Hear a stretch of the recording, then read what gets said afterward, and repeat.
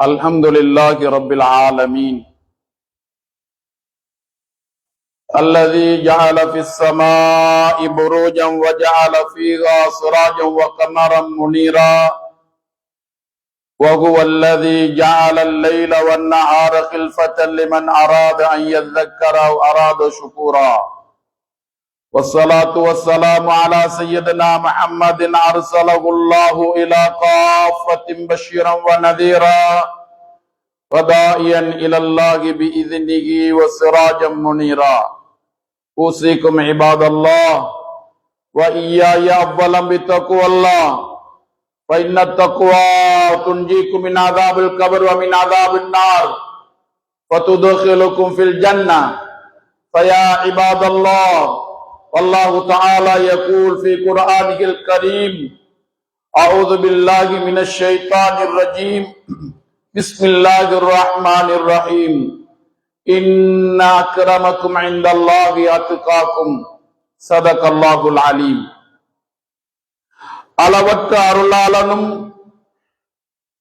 நிகரில்லா அன்புடையோனுமாகிய வல்ல நாயன் ரப்புல் இஸ்ஸத் அல்லாஹு ஜல்ல ஜலாலுஹுக்கு அனைத்து புகழும் அல்ஹம்துலில்லாஹ்.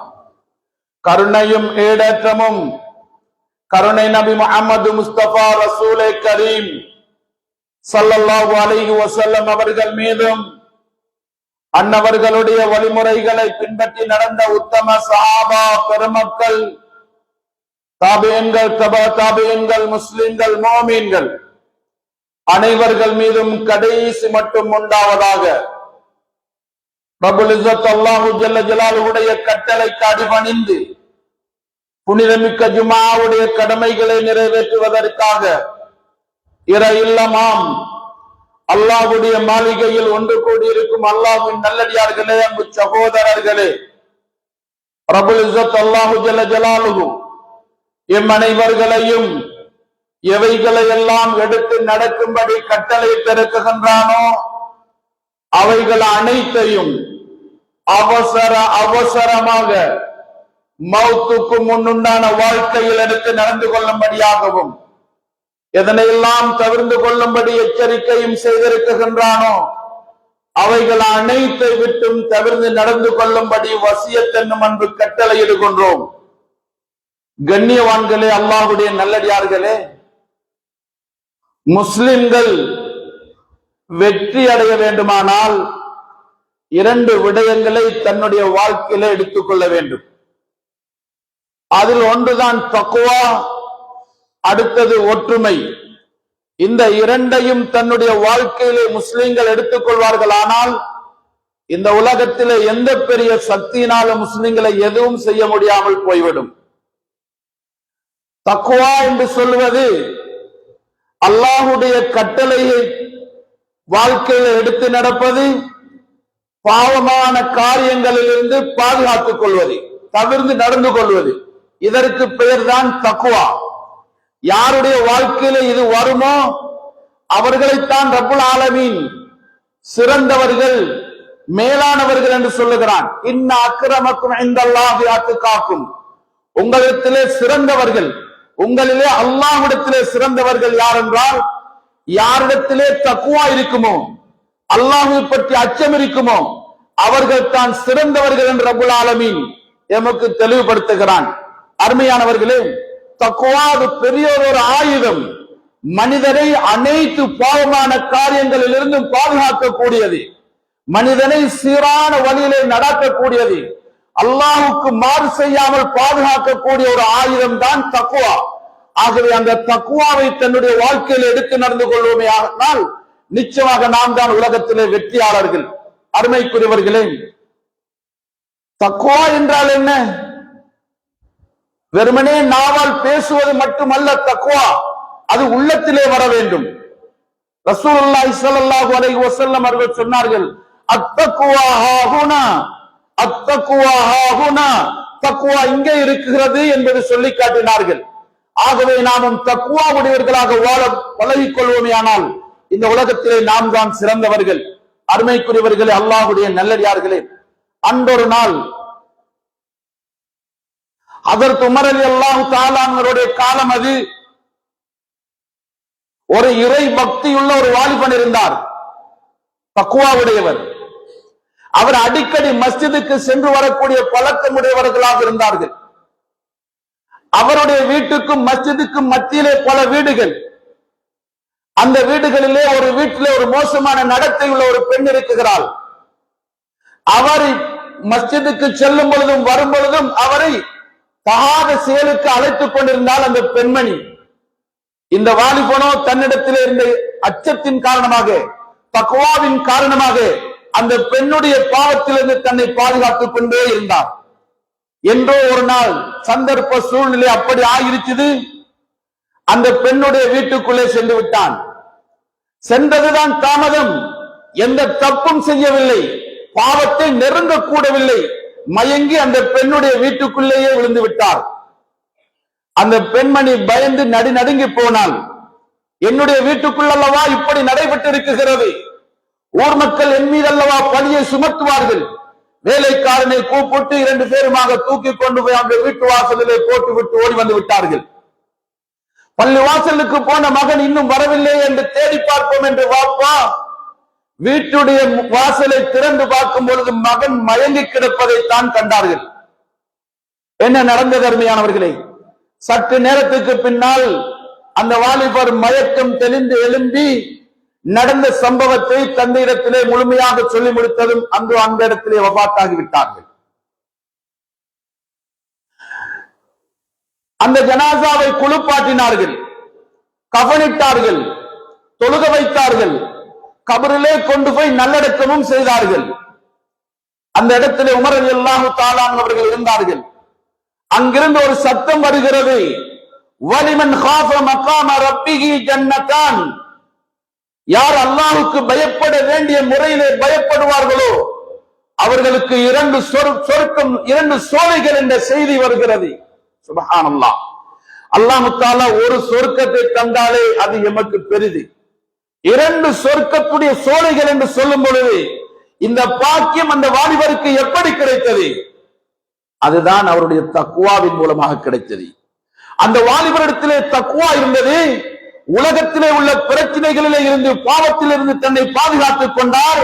அல்லாஹ் சுப்ஹானஹு வ தஆலா மௌத்துக்கு பின்னால் அவருக்கு சொர்க்கலோகத்திலே இன்பகரமான வாழ்க்கையை அல்லாஹ் நசீபாக்கி இருக்கிறான்.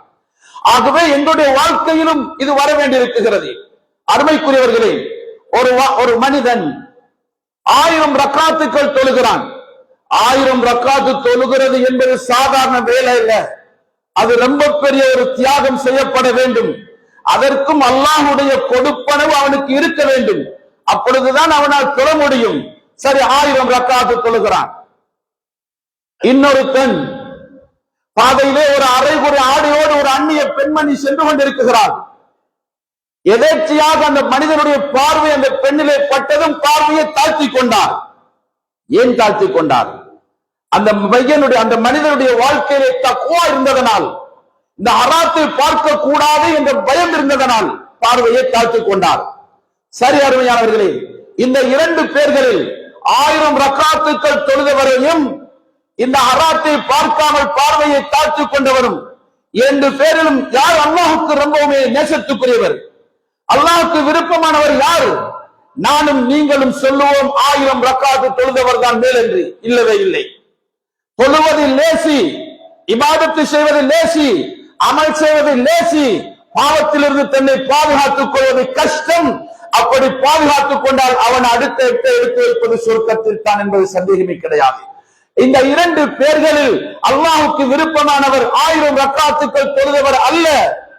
அந்த ஹராத்தை பார்க்காமல் பார்வையை தாழ்த்தி கொண்டானே, இவன் தான் அல்லாஹ்வுக்கு விருப்பமானவன். ஆகவே அமல் செய்ய முடியும். அருமையானவர்களே, எவ்வளவு வேண்டுமென்றால் அமல் செய்ய முடியும். பாவத்திலிருந்து பாதுகாத்துக் கொள்வது கஷ்டம். அப்படி பாதுகாத்துக் கொண்டாமையானால் நிச்சயமாக அடுத்த வெட்டை நாம் எடுத்து வைக்கப் போவது சொர்க்கம் என்பதில் எந்த விதமான சந்தேகமும் இல்லை. ஆகவே வாழ்க்கையில அவசரமாக நாம் தக்வாவை கொண்டு வர வேண்டும். எல்லா விடயத்துக்கும் தக்வா, அது ஆணிவேர். மனிதனை புனிதனாக்கக்கூடிய தக்வா. அருமையானவர்களே, எங்களுக்கு முன்னால் எங்களை விட்டு பிரிந்து சென்ற ரமலான் எங்களுக்கு முழுக்க முழுக்க முழுக்க முழுக்க படித்து தந்தது அந்த தக்வாவைத்தான். ரமலானோடு தக்வாவை தூக்கி எறிந்து வீசுவது அல்ல, மௌத் வரைக்கும் தக்வா எங்களோடு இருக்க வேண்டும். அடுத்து பின்னால் வருகிறது, முன்னால் வந்து கொண்டிருக்கிறது ஹஜ்ஜுடைய காலம். அந்த ஹஜ்ஜுடைய காலத்தில் பாருங்கள், இன்று முழு உலகத்திலும் இஹ்ராம் அணிந்து கொண்டிருக்கக்கூடிய காலம் இது. மக்கள் கூட்டம் கூட்டமாக ஈசல்களை போன்று காபாவை நோக்கி பறந்து வரக்கூடிய ஒரு காலத்தில் இருந்து கொண்டிருக்கிறோம்.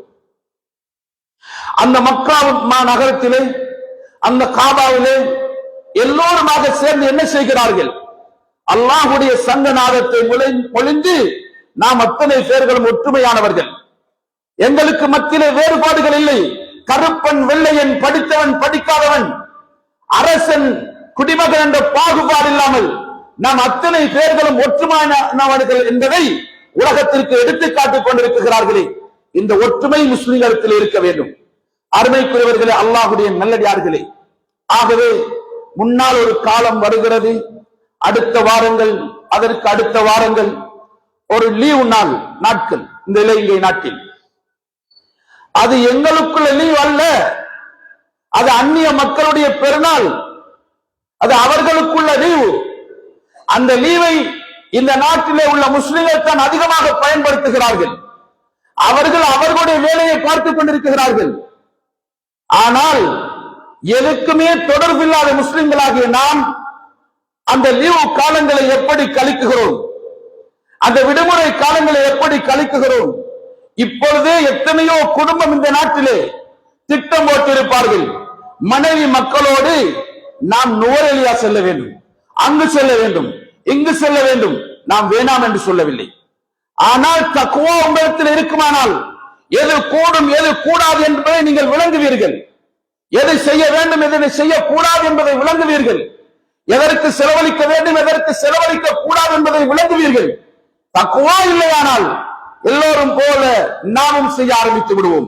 கடைசியில் ஆற்றுக்கு குளிக்க போய் சேற்றை பூசிக்கொண்டு வந்த கதையாக முஸ்லிம்களுடைய கதை ஆகிவிடும். அருமையானவர்களே, அல்லாஹ்வுடைய நல்லடியார்களே, ஆகவே அந்த லீவு காலங்களை பயன்படுத்தி நாம் இப்படியான சஃபர்களை தவிர்த்துக் கொள்ளும்படி நாம் சொல்லவில்லை, பாவத்திலிருந்து பாதுகாத்துக் கொள்ளும்படி நாம் சொல்லுகிறோம். பிரயாணங்கள் செய்வதை நாம் தடுக்கவில்லை, பிரயாணத்திலே பாவங்கள் நடந்துடாமல் பாதுகாத்துக் கொள்ளும்படி தான் நாம் சொல்லுகிறோம். அருமைக்குரியவர்களே, அல்லாஹ்வுடைய நல்லடியார்களே, எவ்வளவு பக்குவமாக ஊரிலே வாழ்ந்து கொண்டிருக்கிறோம், எவ்வளவு பக்குவமாக ஊரிலே வாழ்ந்து கொண்டிருக்கிறோம். ஆண்கள் பெண்கள் மரியாதையாக வாழ்ந்து கொண்டிருக்கிறோம். ஆனால் இந்த பெருநாளை, அவர்களுடைய பெருநாளை என்னுடைய பெருநாளைகளை போன்று மாற்றிக்கொண்டு நாமும் சாரி சாரியாக அந்த இடத்துக்கு போய் அந்த அந்நியர்களோடு முட்டி மோதிக்கொண்டு நாம் திரிவது, இது அல்லாஹ் விரும்பக்கூடிய ஒரு செயலா? அது மட்டுமல்ல, அந்நியர்களோடு பழக வேண்டிய சந்தர்ப்பங்கள் எல்லாம் ஏற்படுகிறது.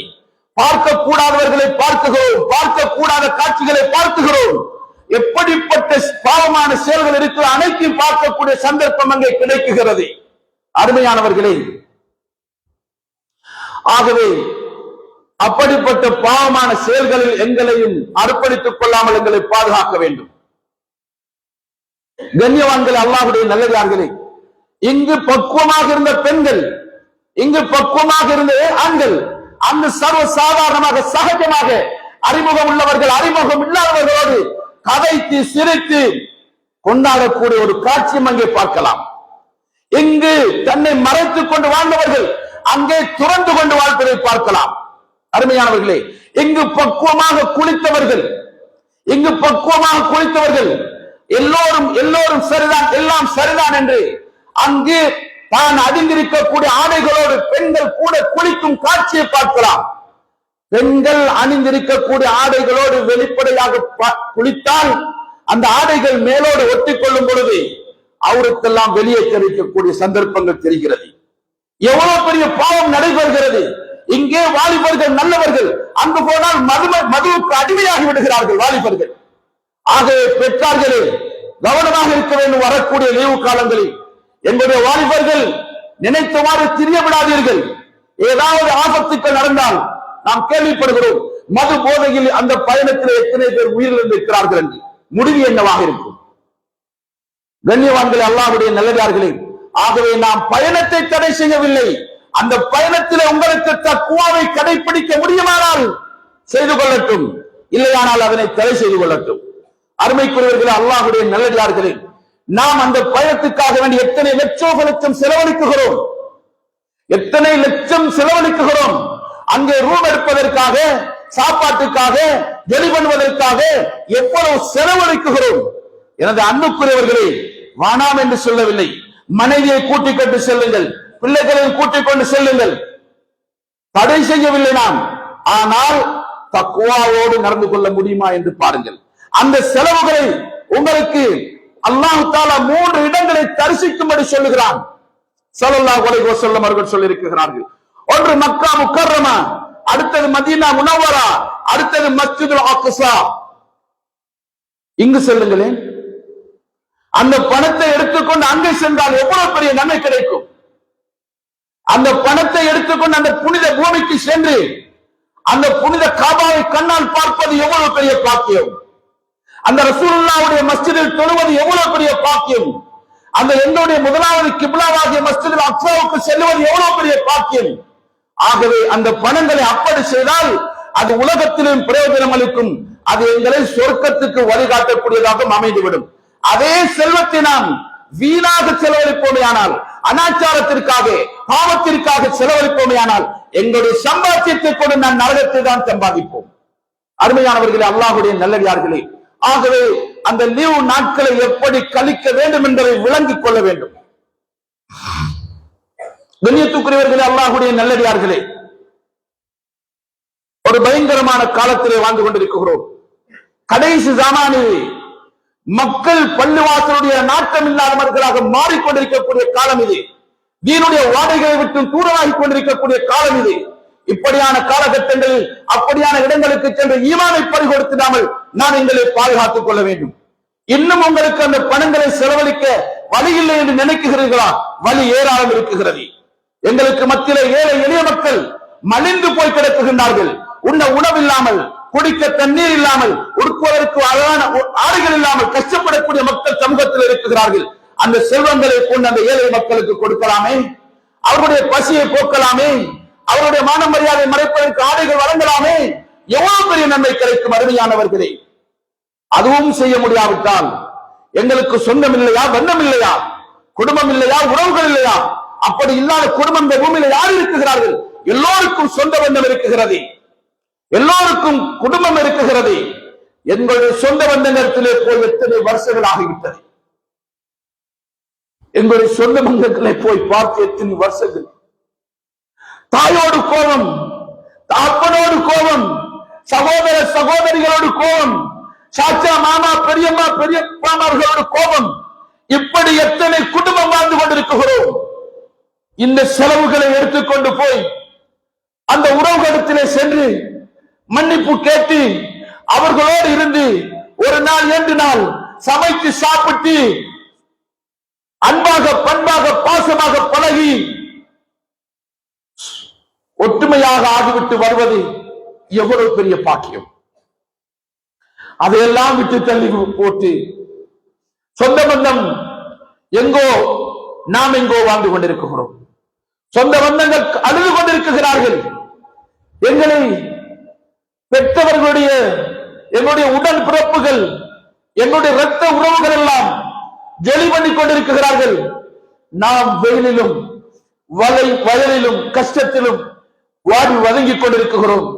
எம்மை பார்ப்பதற்கு யாரும் இல்லை என்று அவர்கள் மனம் வெந்து நொந்து கொண்டிருக்கிறார்கள். ஆகவே இந்த பயணங்களை எல்லாம் கொஞ்சம் அப்படியே வைத்துவிட்டு உறவை துண்டித்துக் கொண்டிருக்கக்கூடியவர்களிடத்திலே சென்று அவருடைய உறவுகளை புதுப்பித்து அல்லாஹ்விடத்திலே நல்லடியார்களாக மாறினால் அது எவ்வளவு பெரிய பாக்கியமாக ஆகிவிடும். அருமைக்குரியவர்களே, அல்லாஹ்வுடைய நல்லடியார்களே, ஆகவே நாம் கஷ்டப்பட்டு சம்பாதித்த பணம் வீணாகிவிடக் கூடாது. எங்களுடைய சொந்த பந்தங்களை பார்ப்பதற்காக வேண்டி செல்வோம். இந்த விடுமுறை காலங்களை சொந்த பந்தத்துக்கென்று ஒதுக்குவோம். ஒவ்வொரு வீடு வீடாக, ஊர் ஊராக சென்று சொந்தங்களை பார்ப்போம், அவர்களுக்கு உதவி செய்வோம், ஆறுதல் சொல்லுவோம். இதுதான் நாங்கள் செய்ய வேண்டிய வேலை. ஆகவே கண்ணியவான்களே, உறவுகளை நெருங்கிய நன்மையும் கிடைக்கும், அவர்களுக்கு செலவழித்த நன்மையும் கிடைத்து போகும். ஆகவே அல்லாஹ்வுடைய நல்லடியார்கள், அன்பு சகோதரர்களே, வரக்கூடிய விடுமுறை காலத்தை வீணாக ஆக்கி விடாதீர்கள். அவர்களுடைய விடுமுறையாக அவர்கள் போகட்டும், வரட்டும், ஏதாவது செய்யட்டும். என்னுடைய விடுமுறைக்கு அது நாம் ஏதாவது பார்த்துக் கொள்வோம். அங்கு சென்று அவர்களுக்கு இடைஞ்சலாக நாம் இருக்கக்கூடாது, அடுத்தவர்களுக்கு இடைஞ்சலாக நாம் இருக்கக்கூடாது. அதனை நாம் பாதுகாத்துக் கொள்ள வேண்டும். இதற்குத்தான் ஆரம்பத்திலே தக்வாவை உங்களுக்கு ஞாபகப்படுத்தினோம். தக்வா இருந்தால் அந்த பாவமான காட்சிகள் எடுக்கக்கூடிய இடத்துக்கு நாம் போக மாட்டோம். தக்வா இல்லையானால் நபிதான் வந்து சொன்னாலும் நாம் கேட்க மாட்டோம், நபிதான் வந்து சொன்னாலும் நாம் கேட்க மாட்டோம். ஆகவேதான் தக்வா ரொம்ப ரொம்ப அவசியம். அதே போல கண்ணியவான்களே, ஒரு சங்கையான மாதம், ஹஜ்ஜுடைய மாசம், ஹஜ்ஜுடைய கடமைகளுக்காக வேண்டி யார் யாரெல்லாம் நியத்து வைத்து தயாராகிக் கொண்டிருக்கிறார்களோ அந்த பயணங்களை அவர்கள் சிறப்பாக நடத்தி முடிப்பதற்கு அல்லாஹ் அவர்களுக்கு அருள் புரிவானாக. இன்னும் அந்த ஹஜ்ஜுடைய காலங்களில் அங்கு போனவர்கள் அங்கு செய்யக்கூடிய கடமைகளை செய்வார்கள். ஊரில் இருக்கக்கூடியவர்கள் என்ன கடமை செய்ய வேண்டும்? அந்த காபா சாதாரணமான இடம் அல்ல. அல்லாஹ் சொல்லுகிறான், இன்ன அவ்வல பைத்தின் உலிஅ லின்னாஸ் லல்லதி பிபக்கத முபாரக்கும் வ ஹுதல் லில் ஆலமீன். அந்த உலகத்தில் மனிதர்கள் அல்லாஹ்வை இபாதத்து செய்வதற்காக வேண்டி முதலாக அமைக்கப்பட்ட வீடு காபத்துல்லாஹ் என்பதாக சொல்லுகிறான் அல்லாஹ் சுப்ஹானஹு வ தஆலா. அந்த மக்காவிற்கு ஏராளமான பெயர்கள். அதுக்கு பைத்துல் அமீன், பைத்துல் ஹராம், பைத்துல் அதீக், உம்முல் குரா, மக்கா, பக்கா என்றெல்லாம் சொல்லுகிறான். ஏராளமான பெயர்கள் அந்த மக்கா முக்கர்ரமாவிற்கு. அங்கேதான் ஹரம் ஷரீப் காபத்துல்லாஹ் அமைந்திருக்கிறது. இன்ன அவ்வல பைத்தின் உலிஅ லின்னாஸ் லல்லதி பிபக்கத முபாரக்கும் வ ஹுதல் லில் ஆலமீன். அது பரக்கத்து செய்யப்பட்ட இடம்.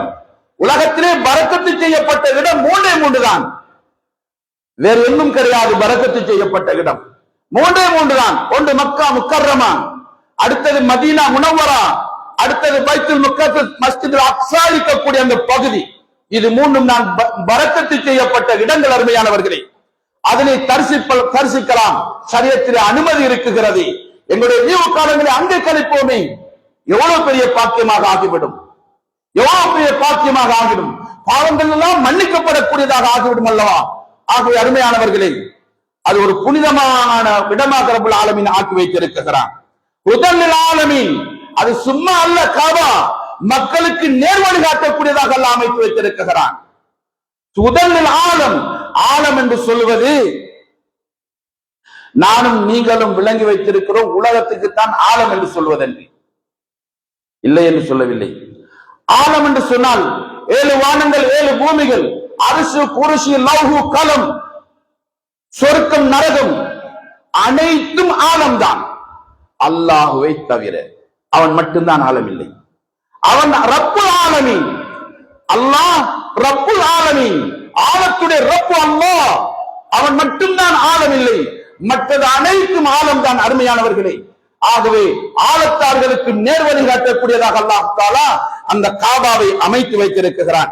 கண்ணியவான்களே, அல்லாஹ்வுடைய நல்லடியார்களே, ஆகவே அது ரொம்ப அதிசயத்துக்குரிய இடமாக மாற்றி வைத்திருக்கிறான். அதற்கு ஆதம் அலைஹிஸ்ஸலாத்து வஸ்ஸலாம் அவர்கள் 1000 வருடங்கள் இந்த பூமியிலே வாழ்ந்திருக்கிறார்கள். அவர்களுடைய பிள்ளைகள் தான் சீத் அலைஹிஸ்ஸலாம், இத்ரிஸ் அலைஹிஸ்ஸலாம். அவர்களுடைய 10வது பேர பிள்ளை தான் நூஹ் அலைஹிஸ்ஸலாத்து வஸ்ஸலாம். அவர்களுடைய மகன் தான் கன்ஆன், அவன் காபிர், மற்றவர்கள் முஸ்லிம்கள். அருமையானவர்களே, கண்ணியவான்களே, அல்லாஹ்வுடைய நல்லடியார்களே, அப்படியே அதே தொடரில் தான் இப்ராஹிம் நபி அலைஹிஸ்ஸலாத்து வஸ்ஸலாம் அவர்கள் வருகிறார்கள். அவர்களுக்கு ஒரு பிள்ளை இஸ்மாயில் அலைஹிஸ்ஸலாத்து வஸ்ஸலாம். இவர்களுடைய சம்பவங்களை வைத்து, இவர்களுடைய தியாகங்களை வைத்து அங்கு உள்ள கடமைகளை அல்லாஹ் இபாதத்தாக மாற்றி வைத்திருக்கிறான். இப்ராஹிம் நபி அலைஹிஸ்ஸலாத்து வஸ்ஸலாம் பலஸ்தீனத்திலே பிறந்தவர்கள். அவர்களுக்கு 2 மனைவி, சாரா, அடுத்தது ஹாஜர். ஹாஜர் என்று சொல்லக்கூடிய பெண்மணிக்கு தான் நபி இஸ்மாயில் அலைஹிஸ்ஸலாத்து வஸ்ஸலாம் அவர்கள் பிறந்தார்கள். அந்த பிறந்த அதுவும் வயோதிப வயதிலே அல்லாஹ் கொடுத்தான் ஒரு ஆண் குழந்தையை. அவர்கள் தான் நபி இஸ்மாயில் அலைஹிஸ்ஸலாத்து வஸ்ஸலாம் அவர்கள். அவர்கள் அந்த பிள்ளையையும் தாயையும் பலஸ்தீனத்திலிருந்து கொண்டு வந்து இன்று காபா இருக்கக்கூடிய இடத்திலே விட்டு விட்டு சென்று விட்டார்கள். மனித சஞ்சாரமே இல்லாத இடம் அது, வனாந்திரம். விட்டு விட்டு செல்லும் பொழுது அல்லாஹ்விடத்தில் சொன்னார்கள், ரப்பனா இன்னி அஸ்கன்து மின் துர்ரியத் பிவாதின் தி ஸர்கின் இந்த பைத்திக்கல் முஹர்ரம். யா அல்லாஹ், என்னுடைய குடும்பத்தை உன்னுடைய வீட்டில் நான் விட்டு செல்கிறேன். தாய் பதறி நிற்குகிறாள், பச்சிளம் குழந்தை மடியில். பிள்ளையையும் தாயையும் அந்த இடத்திலே கொடியமர்த்தி விட்டு திரும்பும் பொழுது தாய் கேட்டார்கள், அல்லாஹு அமரக பிஹாதா, இப்ராஹிமே, இப்படி எங்களை இந்த பாலைவனத்தில் வனாந்திரத்தில் மனித சஞ்சாரமே இல்லாத இடத்தில், உணவோ தண்ணீரோ இல்லாத இடத்தில் எங்களை விட்டு விட்டு செல்கிறீர்களே, இது அல்லாஹுடைய கட்டளையா என்று கேட்டார்கள். ஆம் என்று தலையை அசைத்து விட்டு சென்று விட்டார்கள். இதெல்லாம் யுதையோனா சொன்னார்கள், அப்படியானால் அல்லாஹ் எங்களை வீணாக்க மாட்டான். ஒரு பெண்மணி சொன்னார்கள், அல்லாஹ் எங்களை வீணாக்க மாட்டான். பலஸ்தீனத்துக்கே சென்று விட்டார்கள். இப்பொழுது தாயும் மகனுமாக அந்த இடத்திலே வாழ்ந்து கொண்டிருக்கும் பொழுது நீண்ட காலத்துக்கு பின்னால் நபி இப்ராஹிம் அலைஹிஸ்ஸலாத்து வஸ்ஸலாம் ஒரு கனவு காண்கிறார்கள். மகனை அறுத்து குர்பானி கொடுக்க வேண்டும் என்று. ஃபலம்மா பலக மஅஹு ஸஅய قال يا بني إني أرى في المنام أني أذبح فانظر ماذا ترى قال يا أبت افعل ما تؤمر ستجدني إن شاء الله من الصابرين. மகன் ஓடி ஆடி திரியக்கூடிய வயதை அடைந்த பொழுது கனவு காணுகிறார்கள். மகனை அறுத்து குர்பானி கொடுக்க வேண்டும் என்று. பலஸ்தீனத்திலே வருகிறார்கள். மகனிடத்திலே வந்து கேட்டார்கள், மகனே, நான் இப்படி ஒரு கனவை கண்டேன், உங்களை அறுத்து குர்பானி கொடுக்க வேண்டும் என்று உங்களுடைய அபிப்பிராயம் மஷூரா? மகன் சொல்லுகிறார்கள், யா அபதி ஃபஅல் மா துமர் சதஜுதுனி இன்ஷாஅல்லாஹு மினஸ் சாபிரீன். கண்ணியவான்களே, இந்த உலகத்தை படைத்தவன் அல்லாஹ், நல்லதையும் கெட்டதையும் படைத்தவன் அல்லாஹ், ஹக்கையும் பாத்திலையும் படைத்தவன் அல்லாஹ், ஹராத்தையும் ஹலாலையும் படைத்தவன் அல்லாஹ்தான். ஆனால் ஒரு புறம் அல்லாஹ்வுடைய அஹ்காமாத்துக்கள், அவனுடைய சட்டங்கள், இன்னொரு புறம் துனியாவுடைய அலங்காரம். அல்லாஹ் மகனையும் கொடுத்து விட்டு மகன் துனியாவுடைய அலங்கார பொருள்களில் ஒரு பொருள்.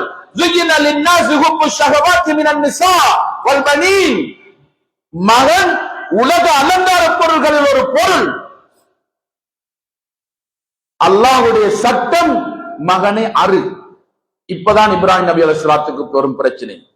இவ்வளவு காலத்துக்கு பின்னால் கிடைத்த மகனை அறுப்பதா அல்லது அறுக்காமல் விட்டு விடுவதா? அல்லாஹ்வுடைய கட்டளை அறுத்து போடு என்பதுதான்.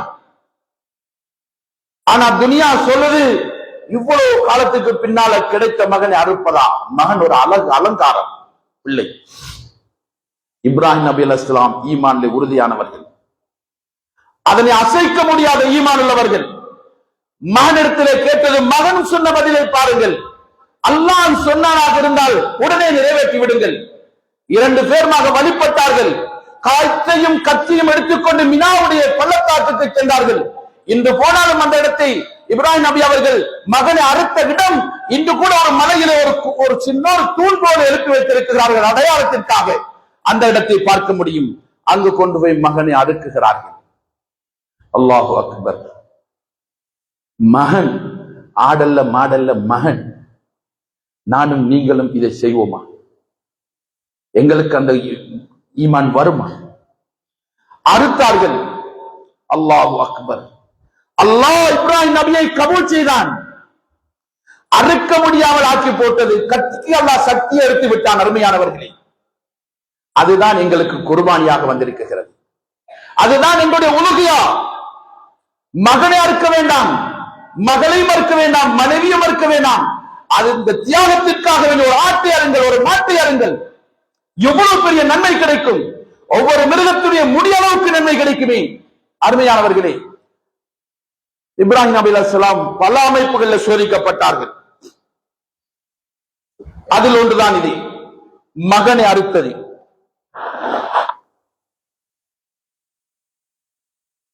கண்ணியவான்களே, அல்லாஹ்வுடைய நல்லடியார்களே, ஆகவே வரக்கூடிய காலம், ஹஜ்ஜுடைய காலம், உலுஹியாவுடைய காலம் நெருங்கிக் கொண்டிருக்கிறது. ஹாஜிகள் அங்குள்ள கடமைகளை நிறைவேற்றுவார்கள். ஊரில் நாம் உலுஹியாவுக்காக வேண்டி தயாராகிவிட வேண்டும். இதை விரிவாக பேச வேண்டும். பேசக்கூடிய இடம் இதல்ல.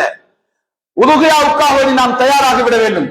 எனது அன்புக்குரியவர்களே, அல்லாஹ் எங்களுக்கு நிறைய செல்வத்தை தந்திருக்கிறான், செல்வாக்கை தந்திருக்கிறான், அறிவை தந்திருக்கிறான், ஆற்றலை தந்திருக்கிறான். ஆனால் அனைத்தையும் அவனுக்காக வேண்டி நாம் பயன்படுத்த வேண்டும். ஆகவே நாம் ரப்புக்காக வேண்டி ஆடு மாடுகளை குர்பானிக்காக வேண்டி, உலுஹியாவுக்காக வேண்டி இப்பொழுது நாம் தயாராக வேண்டும்.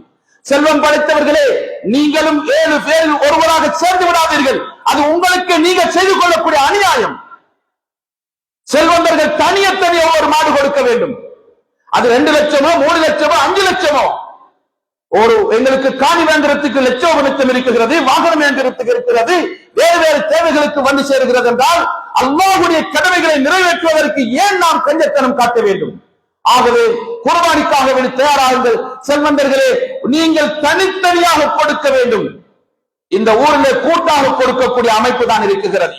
ஆகவே தனித்தனியாக கொடுக்க வேண்டும் சொல்வது உங்களுடைய வீட்டுல வச்சு கொடுங்கன்னு சொல்ல அர்த்தம் அல்ல. தனியாக ஒரு மாடு கொடுக்க வேண்டும். ஒவ்வொரு செல்வந்தர்களும் தனியாக ஒரு மாடு கொடுக்க வேண்டும். 5 லட்சமாக இருக்கிறது பிரச்சனை, தனியாக ஒரு மாடு கொடுக்க வேண்டும். அடுத்தது ஒரு 2 பேர் அல்லது 3 பேருக்கு சேர்ந்து ஒரு மாடு கொடுக்க முடியுமா? அப்படி செய்ய வேண்டும். ஆக கடைசி கட்டம் தான் 7 பேர்கள் சேர்ந்து ஒரு மாடு கொடுப்பது. 7 பேர்கள் சேர்ந்து ஒரு ஆடு கொடுக்க முடியாது. 7 பேர்கள் சேர்ந்து ஒரு மாடு தான் கொடுக்க வேண்டும். அருமையானவர்களே, அந்த அமைப்பில் இப்பொழுதே தயாராகுங்கள். செல்வந்தர்களை இப்பொழுதே தயாராகுங்கள். உங்களுடைய ஊரில் பெருநாள் தினம் ஒரு குடும்பம் கூட இருக்கக்கூடாது குர்பானி இறைச்சியை சாப்பிடாமல்.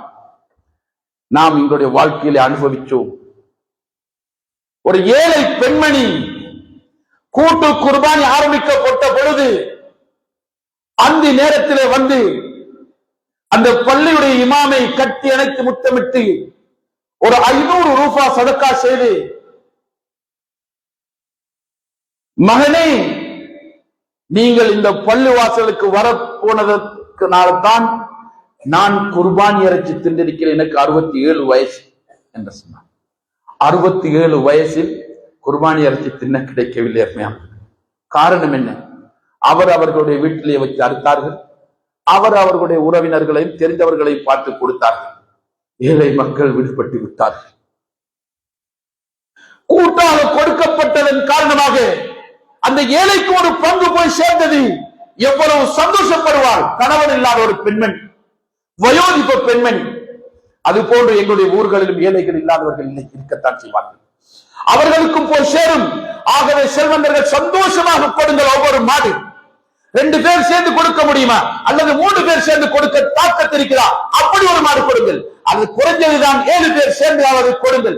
எப்போதும் எடுக்கக்கூடியவர்களாக இருக்க வேண்டாம், கொடுக்கக்கூடியவர்களாக மாற வேண்டும். எடுக்கக்கூடிய கரத்தை விட கொடுக்கக்கூடிய கரம் மேலாது என்று சொன்னார்கள் நாயகம் ஸல்லல்லாஹு அலைஹி வஸல்லம். ஆகவே அல்லாஹ்வுடைய நல்லடியார்களே, இது ஒரு அருமையான ஊர். இலங்கையிலேயே பார்க்க முடியாத ஒரு ஊர் தான் உங்களுடைய ஊர். எங்க போனாலும் பேசப்பட வேண்டிய ஒரு ஊர் தான் உங்களுடைய ஊர். அந்த ஒற்றுமையையும் இந்த தக்வாவையும் அந்த நல்ல பண்புகளையும் பழக்க வழக்கங்களையும் பறிகொடுத்து விடாதீர்கள். நல்ல முறையிலே ஊரை வழி நடாத்தி இந்த ஊர் மக்கள் எல்லாம் ஒன்றுபடுவீர்களானால் இந்த ஊரிலே செல்வந்தர்கள் ஏழைகள் யாரும் இருக்க மாட்டார்கள். எல்லோரும் உண்டு குடித்து சந்தோஷமாக வாழக்கூடிய ஒரு சூழலை எல்லாம் உருவாக்குவார். ஆகவே அல்லாஹ்வுடைய நல்லடியார்களே, குர்பானிக்காக வேண்டி தயாராகுங்கள். பள்ளிவாசலுடைய நிர்வாகிகள், உலமாக்கள் இருக்கிறார்கள், உலமா சபை இருக்கிறது, செல்வந்தர்கள் இருக்கிறார்கள், செல்வாக்கு படைத்தவர்கள் இருக்கிறார்கள், அறிவாளிகள் இருக்கிறார்கள், படித்தவர்கள் இருக்கிறார்கள். எல்லோருமாக ஒன்று சேருங்கள். சேர்ந்து மசூரா பிரகாரம் உங்களுடைய ஊரிலே இந்த நல்ல செயலையும் செய்வீர்களானால் அல்லாஹ் தஆலா உங்களுக்கு ரஹ்மத்துடைய மலையை இந்த ஊருக்கு இறக்கி ஆகுவான் இன்ஷா அல்லாஹ். அல்லாஹ் எந்த ஊருக்கும் இல்லாத பாதுகாப்பை எல்லாம் உங்களுக்கு தருவான் என்பது எந்த விதமான சல்லமும் இல்லை. ரப்பல் ஆலமீன் எம் அனைவர்களுடைய பாவங்களையும் குற்றம் குறைகளையும் தப்பு தவறுகளையும் மறைத்து மன்னித்தருள்வானாக. யா அல்லாஹ் இவருடைய பாவங்களை மன்னிப்பாயாக. பூரா உலகத்திலும் இஸ்லாத்திய முஸ்லிம்களை நீ பாதுகாப்பாயாக. பூரா உலகத்தில் நடைபெற்றுக் கொண்டிருக்கக்கூடிய பிரச்சனைகளுக்கு நீ முடிவு கட்டி மனித சமுதாயத்தை நிம்மதியாக வாழ வைப்பாயாக. குறிப்பாக இந்த நாட்டிலும் எங்களை நிம்மதியாக வாழ வைப்பாயாக. இந்த நாட்டில் இருக்கக்கூடிய எல்லா இன மக்களும் நல்லவர்கள் யா அல்லாஹ். எல்லோரையும் ஒற்றுமையாக வாழ தௌஃபீக் செய்திருவாயாக. பொருளாதார பிரச்சனையை இல்லாமல் ஆக்கி விடுவாயாக. எல்லோருக்கும் நிம்மதியாக உண்டு குடித்துக் கொண்டிருக்கக்கூடிய நல்ல சந்தர்ப்பத்தை கொடுத்து விடுவாயாக. இந்த நாட்டில் இருக்கக்கூடிய எல்லோரையும் நீ ஹிதாயத்தை நசீபாக்குவாயாக. முஸ்லிம்களாக எங்களையும் எங்களுடைய மஸ்ஜிதுகள் மദ്രஸாக்கள் மக்தபுகள் எங்களுடைய பெண்மணிகள் வாலிபர்கள் எல்லோரும் நீ பாதுகாப்பாயாக. வாலிபர்களும் வாலிப பெண்மணிகளும் வழிகட்டி சென்று கொண்டிருக்கிறார்கள் யா அல்லாஹ். அவர்களை நீ சீரான வழியில செலுத்துவாயாக. யா அல்லாஹ் எங்களை பெற்றெடுத்த தாய் தந்தையர்கள், எங்களுடைய மனைவி மக்கள், சகோதர சகோதரிகள், உற்றார் உறவினர்கள், ஊர் மக்கள், மூதாதையர்கள், பூரா முஸ்லிமான ஆண்கள் பெண்கள் எல்லோருடைய பாவங்களை மன்னிப்பாயாக. கபருடைய வேதனை நரக வேதனையிலிருந்து எங்களை பாதுகாத்து உயர்ந்த சொர்க்கமாகிய ஜன்னத்துல் ஃபிர்தௌஸில் எம் அனைவர்களையும் குடியமர்த்திடுவாயாக. ஆமீன் யா ரப்பல் ஆலமீன். அல்ஹம்துலில்லாஹ் அல்ஹம்துலில்லாஹ் الذي خلق السماوات والارض وجعل الظلمات والنور اشهد ان لا اله الا الله وحده لا شريك له واشهد ان محمدا عبده ورسوله صلى الله على سيدنا محمد وعلى اله وصحبه اجمعين. اما بعد ايها الناس اتقوا الله العليم عز وجل واتقوا اوصيكم عباد الله واياي اولا بتقوى الله فان التقوى تنجيكم من عذاب القبر ومن عذاب النار وتدخلكم في الجنه. فيا عباد الله والله تعالى يقول في قرانه الكريم اعوذ بالله من الشيطان الرجيم بسم الله الرحمن الرحيم ان اكرمكم عند الله اتقاكم صدق الله العليم. بارك الله لنا ولكم بالقران العليم ونفعنا واياكم باياته والذكر الكريم واسالوه واستغفر الله العليم لي ولكم واستغفر عني وعنكم وعن جميع المسلمين والمؤمنين اجمعين واستغفره انه هو الغفور الرحيم.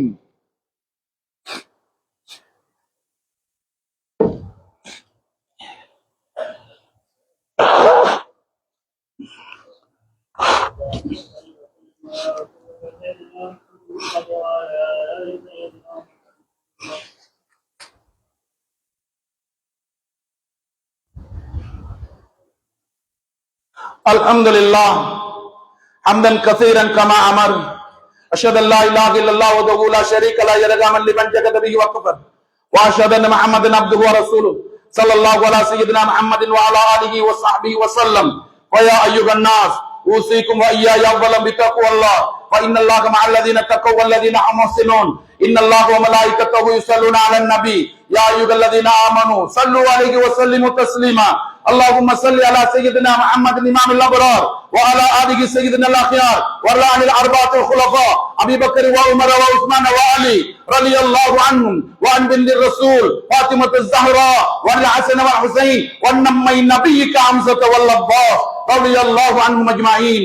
اللهم انصر الاسلام والمسلمين وفك اسرهم وقل ديونهم. اللهم ادفع عنا البلاء والفحشاء والمنكر والجدب والقهر والوباء والشدائد والمصائب والدين والمرض والمحن والفتن ما ظهر منها من بلدنا هذا خاصه ومن جميع بلدان المسلمين مع القرى عامه انك على كل شيء قدير.